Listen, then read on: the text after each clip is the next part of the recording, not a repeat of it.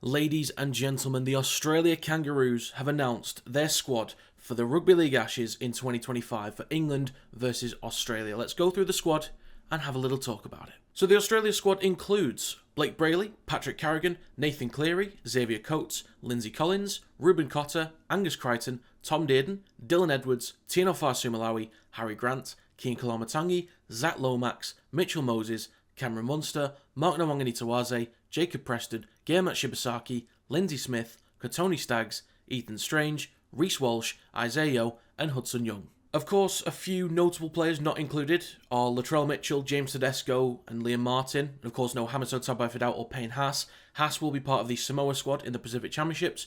I'm not too sure about Hamiso Tabai-Fidau, but we will see. But I'm really happy with the squad that the Kangaroos have picked here. Firstly, picking Reece Walsh is the right call for me. He's been the most informed player in the NRL for the last few months, and those that watch my live streams regularly will know that I think when all fullbacks are at their best, I think Reece Walsh is the best of all of them, and that is putting him up against Ponga and Edwards and Tedesco. But I'm also really happy for Mark Nawaqanitawase. He's been really special this year. He came to our sport from Union, got one pre-season, moved a little bit between winger and centre, but he eventually found a home on the right wing and never looked back. Pair him with Xavier Coates on the opposite wing, Australia might have the two biggest aerial threats in rugby league, which is ridiculous. Great finishers, great in the air, all-round reliable players. But then you have both Broncos centres in Shibasaki and Staggs that have both made the squad as well. Both make complete sense to me. Both are reliable defenders and great ball runners. Staggs has plenty of experience in international games and big games in general for both Australia and Tonga. But at the start of the year, Shibasaki was relatively unknown.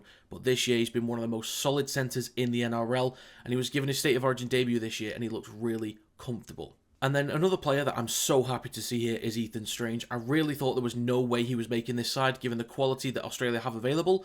I guess it depends if he actually gets any game time. I doubt he will do. But at the very least, he could learn a lot on this tour. He's got one of the most exciting and effective run games in the NRL. Will Australia use it? We'll just have to wait and see. But looking at the rest of the spine, for me, I'd start Walsh at 1, Munster at 6, Cleary at 7, and Grant at 9. There's a very good chance I've just named the best fullback, 5/8 halfback and hooker in the world, which is ridiculous. And they still have Ethan Strange, Mitchell Moses and Tom Dearden all available. I wouldn't pair Cleary and Moses after their kind of performance during the State of Origin. They look really disconnected together, but Moses and Dearden can at least fill in for Cleary if they do need to rotate. Harry Grant will also be helped out by the fact that Blake Brayley is there at 9 if they do need to rotate him, but he's also got Dearden as well who can play hooker. He's been a real standout for the Sharks this year, Blake Brayley. He's got a calm head on his shoulders and he brings a real spark to the middle of the park as well. But finishing off with the forwards, Patrick Carrigan is a usual pick, capable of playing at prop and lock. Lindsay Collins is one of the toughest blokes in the game, and he's had a great year for the Roosters as well. He'll be huge either starting or as an impact player off the bench. Tino Fa'asuamaleaui will also be included along with Keane Koloamatangi. Both of their clubs haven't had a great year, but they're both reliable and dangerous options up front. They both had a bit more versatility up front as well. Tino can easily switch between prop and lock, same with Carrigan, assuming he'd play at prop more for this series, but Koloamatangi can also play at prop, lock and second row. And of course, when it comes to versatility, probably one of the best in the game for it is Reuben Cotter. He can play prop, he can play lock, he can play in the back row. He can also play a little bit at 9 as well. So if you need somebody in the squad that you can rotate that can fill multiple positions, just in case the shit hits the fan, I think Reuben Cotter is a great option to have in there. They've also brought Angus Crichton and Jacob Preston as a couple of back rowers. Crichton is potentially the best in his position, and he brings a lot of offload potential to this side. He can make plenty of meters with his carries as well. While Preston is still a very young player, he's still stood out for the Bulldogs in the last few years, and he's been a solid option for a while now. He'll be huge for his defensive work in the midfield, but he's a strong ball runner as well. We could see a few line breaks from him if he's given the short ball from his halfback when close to the defensive line, so watch out for that. Then they have Isaiah Yeo, also regarded as the best lock in the game. He'll round out this forward pack. He's a very technical player. He's as reliable as a lot of halfbacks when spreading the ball and picking out passes. He can keep things very stable through the middle. He can get half breaks and find offloads as well for support runners. And he's a strong ball carrier too. He can do everything that you need from a lock. So just to finish off with a few other players as well, guys like Tom Dearden, he could easily be at 14 for the whole series. I think given the quality and the fact that he can play at halfback and hooker, I'd actually keep him in the reserves for the series, honestly. But he is there if needed at 7 or at 9.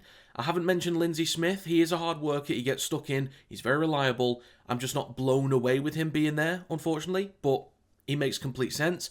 Zach Lomax could fill in at both centre and on the wing on both sides. So I think I'd actually keep him in the reserves as well, which is a weird thing to say given his quality, but I think he's good there for rotation. And then I'll end with Hudson Young, actually. He could be part of the 17 for all 3 games, possibly from the bench, actually. They can use him in the back row if and when needed, but he could also come on as a prop or lock if needed as well towards the back end of the game. Add a little bit of zip, a little bit of pace out of the ruck, maybe. He'll be a real threat inside the 10 with his run game, and if he does ever play alongside Strange, they've connected plenty of times with the Canberra Raiders with their short-range kicking. But overall, I think this is about as strong as Australia could get for the exception of Payne Haas. But Australia are potentially bringing the best fullback, winger, 5/8, halfback, hooker, second rower and lock in the world.